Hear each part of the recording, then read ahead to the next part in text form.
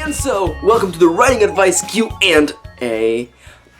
This week has been a little bit silly. I'm still at Kitty's place. I'm in the past, you're in the future.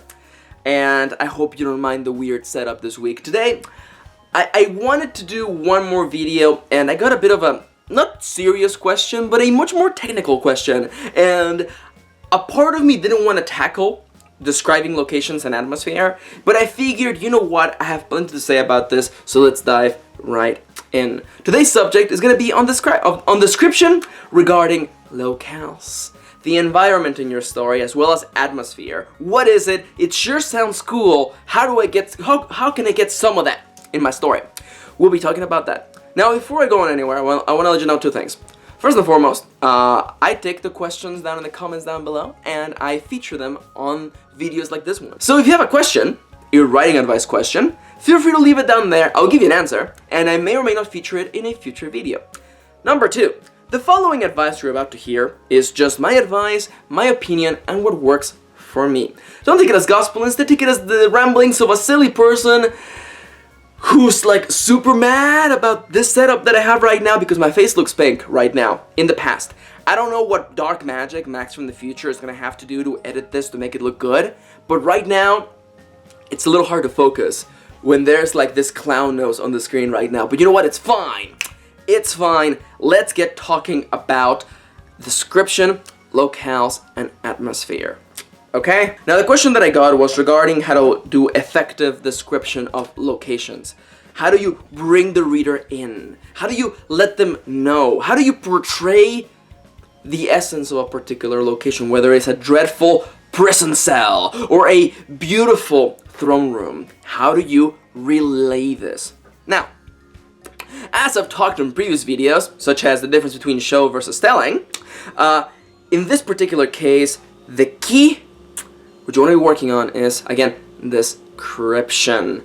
Describe to the viewer, to the reader, exactly what you want them to see. Now, in my personal experience, because I can only tell you what I do and how I feel about things, what helps me a lot in this particular situation has always been twofold. And they're really just two sides of that same coin. I love pen and paper role-playing games, and I've always been the game master because, of course, I'm doomed to be the game master always. I write books, of course I'll be the game master.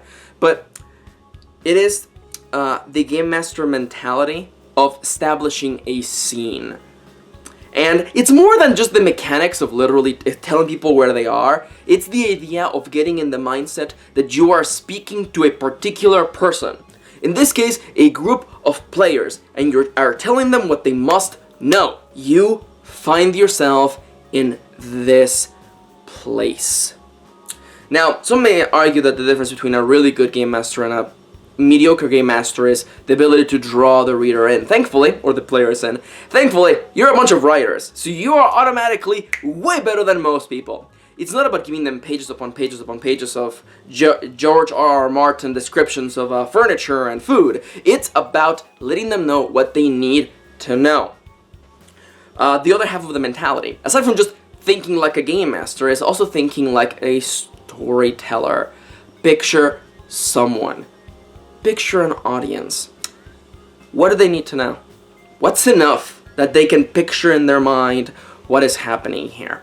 If you're describing that prison cell, what is the first thing you want to show them? What is the first thing that will let them know how they ought to be feeling in this place? Is there light? What sounds can they hear? Remember again, description is about the five senses. The phrase that is used a lot is drawing the reader in, bringing them in, and I find that this is done most effectively by describing things, because through the act of reading, the magic that is reading, the reader takes the descriptions on the page and recreates them within the boundless field of their imagination. And that's the wonder there, because they're not seeing exactly what you told them, they're seeing their version of what you're showing them. And the greatest thing about reading and about imagination is that there is limitless budget. If you describe to them the worst prison cell or the most decadent, beautiful throne room, they'll probably level it up like 10% more. Or they will imagine their own decadent throne room, or their own horrible prison cell. But it will still be horrible, and it will still be decadent, because you were clear in your descriptions. Now, sure, I've told you that the 5 senses are pretty important. You probably already knew that. I'm sure probably a teacher in school told you that.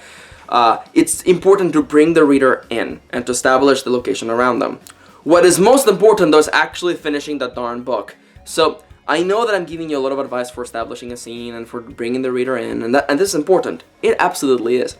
When you are in the act of writing, though, if you're writing the first draft, I don't want you to stop what you're doing, or stop in the middle of writing, to second guess yourself and go, did I describe everything? I should go back to chapters and actually fix that introduction of that scene. Was the prison cell dank enough? Was that throne room opulent enough? I had to go back and rewrite that. No. Finish the darn thing. Finish the book. You can always add more description. You can always, and honestly, like, sometimes you have to cut away description because sometimes it just takes away from the point. What you write during the first draft is not final, and it is okay. It's actually required for you to revise all these things and add more where you're missing and take out where you've got too much of. Again, description is not a matter of more is always best. You have to find the middle ground, okay? You have to give enough for the readers to picture it without holding their hand. Now, more on the side of revision. What is atmosphere?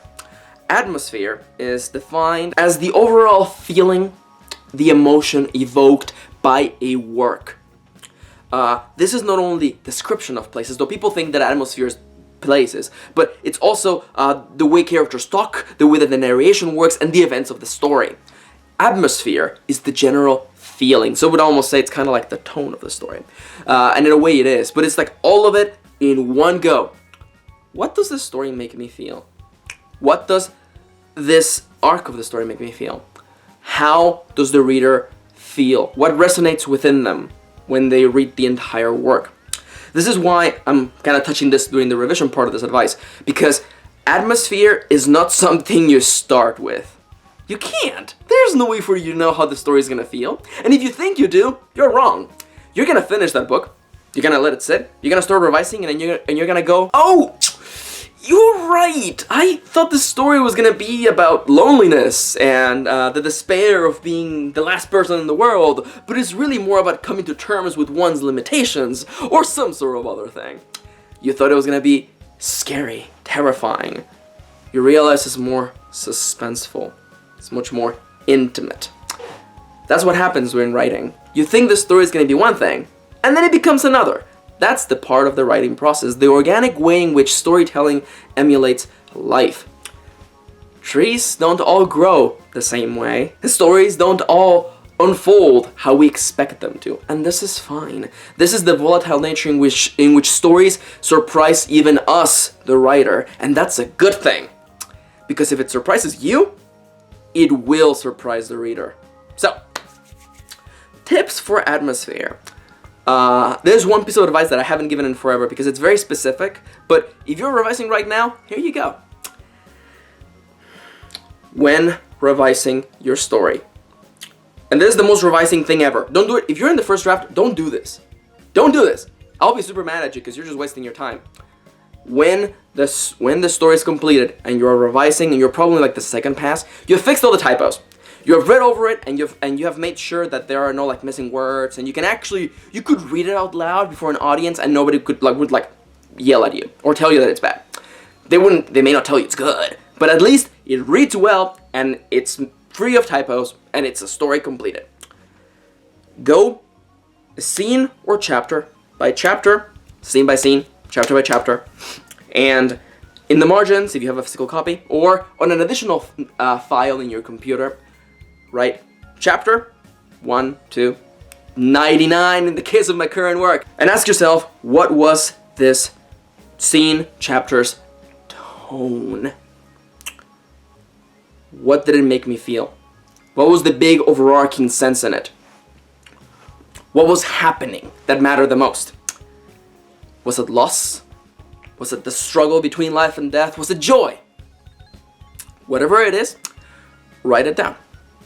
And then you go You read through your entire story, and you mark down a phrase, a series of words that describe the general feeling of the scene. And once you have gone through the entire story, you will have a list of all of your chapters and a paragraph, a couple sentences, with phrases that describe what each chapter felt like, what each arc of the story felt like, and it gives you almost a map, you could say, of where the story goes.